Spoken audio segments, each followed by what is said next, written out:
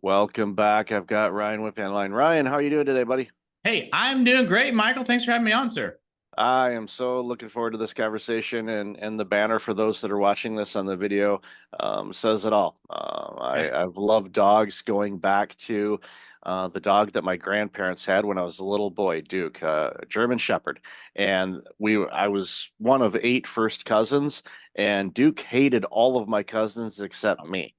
And he followed me around. We'd sit out in the yard. I'd play with my toys. He would just kind of sit there and observe life and just kind of protect me or be around me. And then I was like just a little guy, maybe 3 or 4 years old, and Oh, wow. um, love that dog, and I've carried that love of dogs ever since. Love cats too, but family Oh, member. boo. Well, family members have allergies to cats, so I don't Okay. have any. So, but no, I'm full-fledged dog person. So, why don't you share a little bit about you, your business, and then we'll jump into this really fun conversation. Absolutely. I think just like you, I got passion for dogs at a young age. As a kid, I remember we had this Vizsla Franny, and she would follow me all around everywhere I went.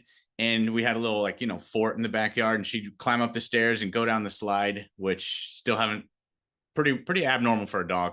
But yeah, so I've been training dogs for 16 years now.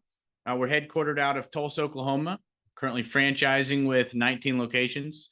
I got into dog training. I had a dog I rescued off the side of the road, and he had basically every behavioral issue we currently fix for people: aggression, anxiety, potty training, nuisance barking, pulling on the leash. And if you open the front door, he'd run away. So it got me obsessed with dog training. Started training in 2008, 2010, started Tip Top Canine. Now we have 19 locations across the U.S. Most of those are ran. 10 of them are ran by multiple operators, and yeah, people that had no experience coming in, or they were half of them were from corporate headquarters. Yeah, it's a wonderful thing you do, and especially with rescues, to be Oh yeah, able to help them. There's in the condo buildings I live in, there's somebody that rescued a dog from Turkey, and no way. she's really good with dogs, dog trainer, and all of that kind of stuff. And Yeah. but this dog has come a long way in the handful of months that we've seen it. It's like it's still still timid, and understandably so, because it came from a pretty war heavy Yeah. area. So it's noises and anything can set the poor puppy off. But such the sweetest little dog, and it's just one of those things where, and you can tell, and she mentioned this to me too. It's like, and I've had this again going back to Duke when I was a kid. Dogs just naturally like coming to me, and I scratch behind their ears. I scratch all the spots they can't reach. They love me, and it's because there's something that I'm emitting that they sense. Okay, this dude's safe. He likes us. We're gonna go up to him, and I can tell with this dog that's from Turkey, he wants to, but he's not. He's still not set. So I'm gonna be warm and open, and if Yeah. he's ever ready to it, then I'll be very happy to pet him. If not, we're good the way that we are. But again, giving businesses opportunities, and this is something you mentioned during the pre-show a little bit too. Yeah. There's a lot of people, especially millennial age and Gen Z age, that are they look at work, and I'm Gen X, so this is something that I've talked about quite a bit, either on the show or offline, is when in the millennial generation and Gen Z say, the way that work is working is not working for us. We want to change it. I am standing on every soapbox I can possibly get on and celebrate and go, yes, please do Uh-huh. so, because it doesn't work. The work I do is in retention and burnout and Yeah. all of that, and I don't want to work for anybody either. I get it. I get it. I really get it, because Yeah. it's just, pardon my language, is bullshit what's going on out there. So a lot of businesses and people are going, you know what, I want to take the risk and launch my own business, because yeah, quite frankly, and I know this from my own personal experience, it's a bigger risk for you not to than it is for you to take the leap and go into it. And jumping into a franchise situation is a really smart move if you lack a lot of business sense initially, because the framework's already there. Oh, And I'd love to hear your thoughts on that. yeah. So, I mean, 16 years ago, if someone was like, hey, pay me 6% and I'll be on your speed dial, I'll help you. I'll just give you booklets of information. I'll give you all your materials. I'll help you with HR hiring. I'll help you with client issues and help you with your advertising. I would have been like, oh, that sounds like a great idea because I have no idea what I'm doing. Right. And that's basically how franchising works. You get, 16 years worth of what we've been doing and the systems all.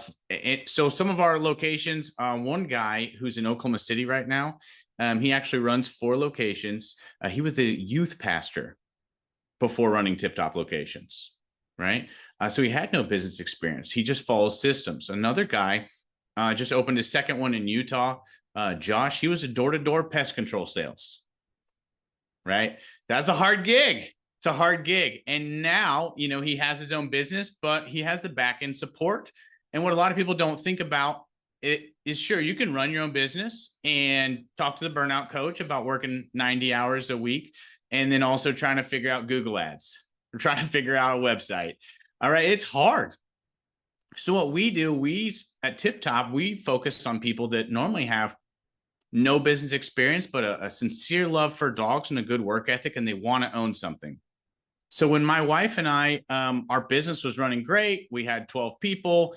I only got to show up 5 or 10 hours. It's time to expand, right?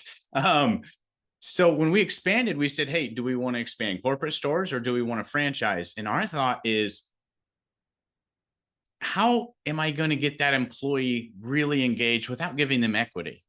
And if I'm going to give them equity, the more ownership they have, the better they're going to do at that location anyways, right?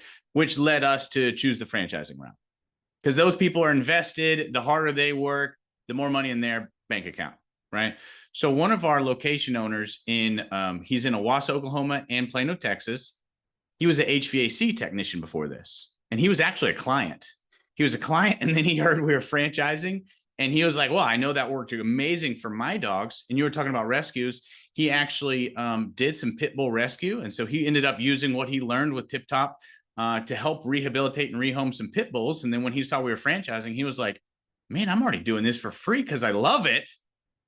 This is a no-brainer, right? But he had nobody in his family had done business. And he said at our last conference, hey, I never thought I'd own anything. No one in my family owns their own business. And now my work actually equals my income. And I think that's kind of why people are grabbing a hold of the franchise concept today. Yeah, I love how you mentioned they control their own destiny as far as the work. They're putting in the work anyway. Right. You might as well benefit from it. And you couple that with something that you're passionate about and love doing.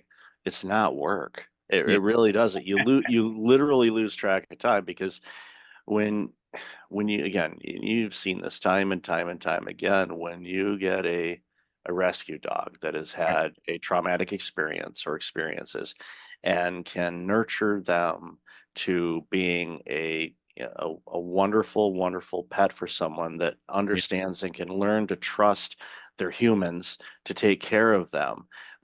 It gets me excited and happy all the time. So when everybody says, "Yeah, I rescued this dog," I'm like, part of me goes, "Okay, what do you need?" I'm not a dog trainer, but I think, but I want to Yeah. help. What can I do to help? They like toys there. Here's it. And then of course my dog's going, "Why are you giving away my toys?" We've got a neighbor dog across the hallway from us that every once in a while, if both doors are open, he'll make a beeline for it and come in and steal one of Henry's toys. And Henry's like, "What Yeah. the?" So, but he's a cabbie. He's just going to look at him and go, "What are you doing?" He's not aggressive by any stretch. But at the end of the day, they're fun, and I think they keep us grounded. And again, you take that and then you say, "Wait a minute, there's a business opportunity," and yeah, Yeah. I think it pairs up really, really well. So, and obviously when you discovered, it's like, what, this has, a capability, and then you decided on the franchise kind of thing. It really it helps again expands the message, and it also it it gives people opportunities to do something. And, going back to what I said a moment ago, it's not that business is safe. It's still hard work. You got to do it. Absolutely. It's not a silver plate here. You just do this. It takes work. There's effort. There's people. There's dog. Yeah, you name it. Everything's there. But when you have the backing of something that's kind of been established, you've got all the templates per se Right. to to focus on. You're not spending all of your time and effort like you did in the beginning Right. of digging up, researching Google ads. Okay, oh, Facebook changed their algorithm again. It's like, okay, boom, we've seen, and it creates a lot of issues, but when it helps you to have a template and a foundation where you can focus a good chunk of your time on just actually building up the business. It shortens the line, quite frankly, and everywhere that I go and know, there's a need for people to train dogs and rescues and everything else, especially. And I'm not going to get too much on a soapbox here, but after the pandemic started to ease up a little bit, everybody that was working from home that went out and got dogs and had no training, none of that stuff. I was really worried because I'm like, okay, the kennels and all that stuff are going to have an influx of these Right. dogs that people quote unquote can't have anymore because they got to go back in the office. It's like, we've owned dogs and we've worked outside of our home before. That's a thing. We can do Thank that. You establish and set up your house right so your pet can be comfortable while you're away. Right. Yeah, we had COVID was great for us. Like you were saying, everyone got dogs. We went gangbusters. Um, but one thing you said is, yeah, when I started, I trained dogs, 40 to 60 hours a week. And then for 20, 30 hours, I'm spending time on, hey, I'm trying to figure out SEO, trying to figure out ads, um, trying to figure out how to hold someone who's answering my phone in a different location accountable. Right. So, one thing, we have all the systems, like you said, but whether it's Tip Top Canine or any other franchise, when someone buys a franchise, they're going to get this. All the systems is one thing, but the support is the other. So, like, hey, our people, they can buy 90% of what they need from us at wholesale cheaper than they can go buy it themselves. Like, we just ordered 2 weeks ago $30,000 worth of leather leashes, right? So, from the factory. We have a call center. Second story of our building is all call center that answers all the calls for all the locations, books all their calendars, and does their billing. Right. We have a 6-week initial training, which is pretty in depth. Uh, you know, and and then we have training conferences. Next week we have our train the trainer event. 17 of the head trainers are coming in from their 19 locations, and we are partnered with a few rescues in our Tulsa, Oklahoma area. And so we're taking those dogs, training them for free for 3 days to tune up those trainers, and then offer them a massive discount to help those dogs get rehomed. But like you were saying, it's able to change people's lives. We just had a lady in Boise, Idaho. She actually worked in my call center. And after the third time we used her for franchise role play, for lessons during people's initial training, she was like, hey, I think I could do this. And she went out to Boise, Idaho. And as far as scaling and using our systems, she's a hard worker. After her goal was to take her husband off the road, he's a truck driver. And in 3.5 months, she was able to replace his income. And then last month, he was here for training at corporate. Beautiful. So Yeah. it's not just helping the dogs, right? But we're helping people, because those people, they have a 2-year-old, 2.5-year-old little redheaded kid. So, and he's saying, hey, where's daddy? So her being able to, she's still working, but she was working anyways. Being able to bring him off the road and kind of unite their family, that's really exciting for us here at Tip Top. Oh, that's a The people beautiful impact as story. well. Yeah. Yeah, yeah. One of my kids is a redhead too, so I get it. It's like, and it was even, before I launched my business, I worked a lot of hours, but I did everything that I could to make sure that I was around as much as I possibly could because it's important. It's, formative, and it just to have that freedom and flexibility. Yeah. It will reduces stress. So those individuals, I mean, they might burn out still, but in all likelihood, not Sure. likely, because they're going to be working, they're having fun, they Yeah. enjoy what they're doing, they see the impact, and I think that's a common thing that I see a lot is. especially with millennials and with Gen Z, and I'm guessing Gen Alpha as well, and is we want to have an impact. Obviously, we want to take care of ourselves. We want to be able to, do the things we want to do because that's freedom, to do what you want, where you want, when you want. Right. That's freedom. Yeah, money's great too, but money helps you with doing those things and to be able to, have an impact and see firsthand, that the impact of what you're doing is changing lives, whether it's the lives of a human or it's life of our furry friends.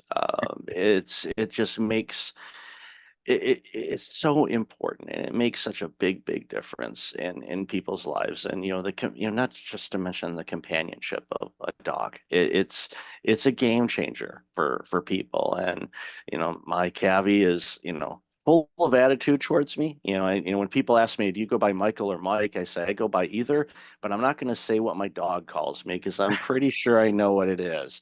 Especially because I gave him a bath yesterday, so he's still a little miffed at me. But you know, such is life. That's the food chain, buddy. That's how it works. But That's again, it, easy. it creates opportunities, and I think that's what so many people want is they just want an opportunity Yeah. to do great things. And I love the work that you're doing.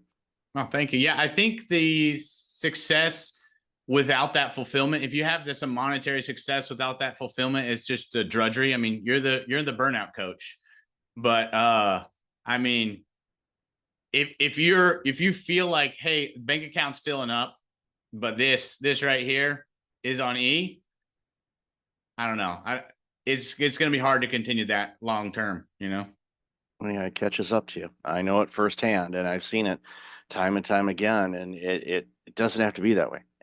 But it's just finding that sweet spot for each individual, and everybody's different. But Yeah. finding what's important to you, and to you. And I think, and you kind of take a step back, and society will tell you what you want, but you need to tell you what you want. And because you're going to be more in tune with that than what you see and Right. hear from others. Like, what resonates within you. And I think that's a big thing is getting, to grips with, what's important to you and what's not. And that changes. But I think, what you've done, and taking, a personal opportunity and a passion and being able to expand it in such a way to impact so many lives Yeah.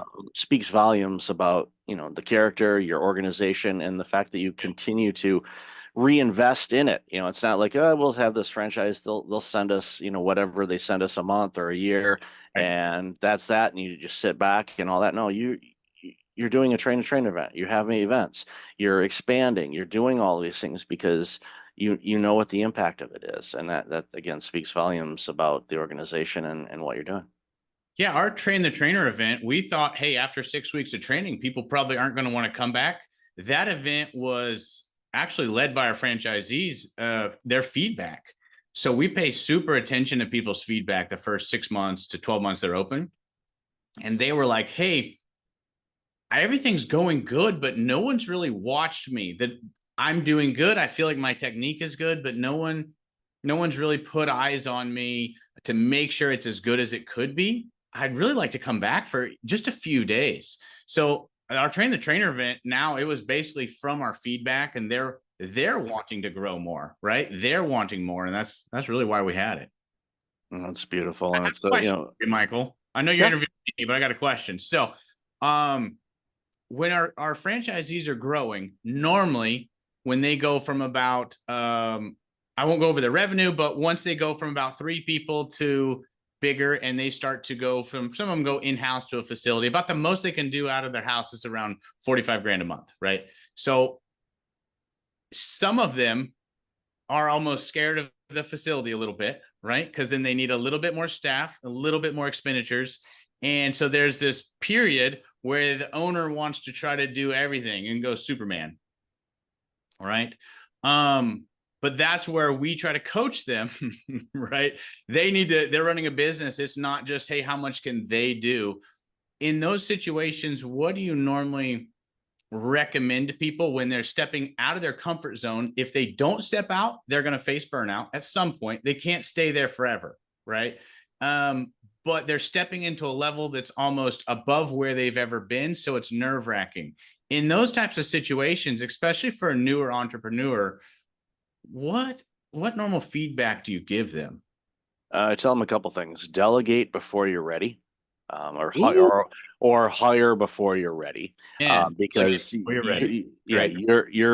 you are your own bottleneck. You are the limit of your organization. Your organization will only grow to where you are comfortable, and that, delegate the work, find mentors. The someone that's doing something doesn't have to be the same line of business. It can be franchise, in your situation like franchising. It's like, okay, who's out there that is, Sure. maybe 2 or 3 years ahead of me, quote unquote, on where they are with their business or levels or size or things like that.